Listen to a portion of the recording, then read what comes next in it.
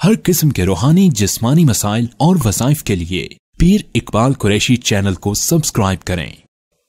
नहमदुहु व नुसल्ली व नुसल्लिमु अला रसूलिहिल करीम, अम्मा बअदु फ़अऊज़ु बिल्लाहि मिनश शैतानिर रजीम, बिस्मिल्लाहिर रहमानिर रहीम।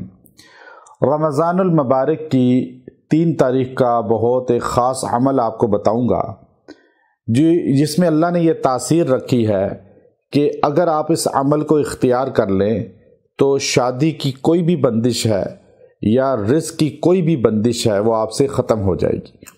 बाज़ लोग ये कहते हैं कि बंदिश क्या होती है। ये बंदिश कहना लफ्ज़ ही सही नहीं। अल्लाह जब कोई चीज़ खोल दे तो कोई बंद तो नहीं कर सकता, तो ये भी तजाहुल आरफाना है। आप ये देखिए कि कोई बंदा ये कहे कि जी बंद अल्लाह नहीं कर रहा तो आप कैसे कह सकते हैं कोई बंद कर दे।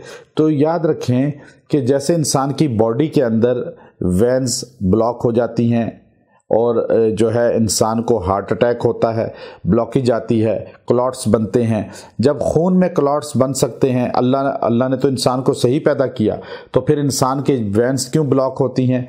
फिर इंसान को जो है क्लॉट्स क्यों बनते हैं, हार्ट अटैक क्यों होते हैं, गुर्दे में मसले क्यों होते हैं? तो आप ये कहें जी अल्लाह ने तो बंद नहीं किए, फिर आप ये झूठ बोल रहे हैं डॉक्टर, ये होता ही नहीं है इस तरह। तो उस वक़्त तो आप जाके जो ये जुमला कहते हैं कि बंदिश कुछ नहीं होती, वो डॉक्टर के सामने जाके फ़ौरन जो है अपना ट्रीटमेंट करवाते हैं और अपने स्टेंट डलवाते हैं और अपनी ब्लॉकेज के लिए मेडिसिन खाते हैं और क्लॉट्स को ख़त्म करने के लिए खून से कैसे मेडिसिन यूज़ करते हैं। और यहाँ जब बात आती है तो कहते हैं क्योंकि उनकी फील्ड नहीं है, लिकुल्ली फन रिजाल, जो बंदे की फील्ड नहीं है और वैसे वहाँ पर अपना मशवरा देगा तो गलत ही मशवरा देगा, चाहे वो कितना बड़ा अहले इल्म क्यों ना हो। अब हर आलिम जो है वो हर एक फील्ड का माहिर हो सकता है, सारी फील्ड्स का माहिर नहीं हो सकता।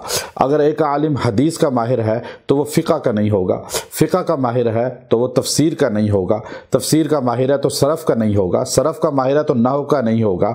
तो याद रखें, इसी तरह आप ये कहें जी फ़लाँ आप मौलाना साहब भी कह रहे हैं, तो फिर भी ये चीज़ ज़हन नशीन कर लें, मौलाना साहब ने PhD किस शोबे में की है?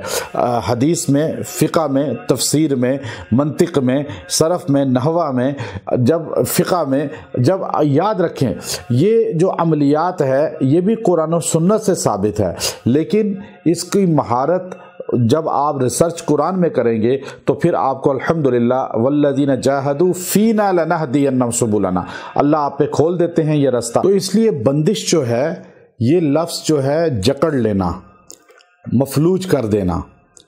आपको जैसे जादू के ज़रिए नबी करीम सल्लल्लाहु अलैहि वसल्लम पे सहर हुआ, तो मुस्लिम शरीफ के अंदर रवायत मौजूद है, तो आप अलैहिस्सलाम के दिमाग को जकड़ लिया था, तो बंद इसको कर देना कहते हैं।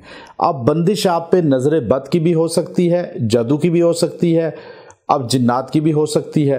अब ये माहिर समझ सकता है। आजकल लोग तो माहिर नहीं, अक्सर वो वैसे ही झूठ बोल देते हैं और उन्होंने बदनाम किया हुआ है अमलियात की फ़ील्ड को भी, ना खुद सीखा, ना अपनी रिसर्च कुरान और सुन्नत से, ना असातिज़ा की तरबियत, ना जो है ताल्लुक़ अकाबिर के साथ, तो फिर ये लोग गुमराह करते हैं।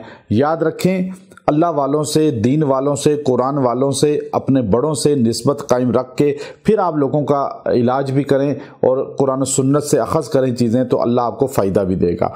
अब बंदिश आपको रिज़्क़ की है, बंदिश आप पे अगर शादी की है तो आप इस बंदिश के ख़ात्मे के लिए बड़ा मुख्तसर ये अमल है आपने करना है।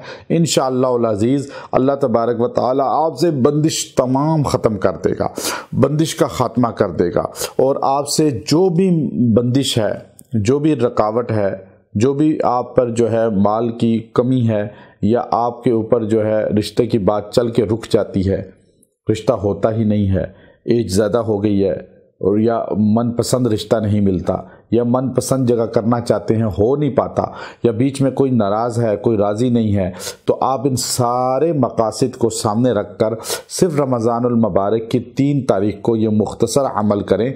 दिन या रात किसी भी लम्हे कर सकते हैं, जब आपको यकसुई हो, सहूलत हो, आप बैठ जाएं और ये मुख्तसर अमल आपने पढ़ना है, आपने दुआ करनी है।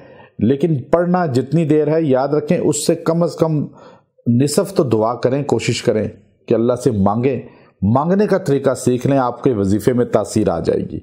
तो आपने ये आयत करीमा ان اللہ علی کل شیء قدیر۔ آپ نے یہ 111 بار پڑھ کے دعا کرنی ہے، اور پھر اس کو پڑھنے کے بعد دعا لجاجت سے کریں، یکسوئی سے کریں اور اللہ سے مانگیں۔ انشاءاللہ آپ کی دعا پوری ہوگی اور آپ کو دونوں مرادیں مل جائیں گی، رشتہ بھی من پسند ہوگا، شادی بھی ہو جائے گی اور رزق بھی وسعت ہوگی۔ وآخر دعوانا ان الحمد للہ رب العالمین۔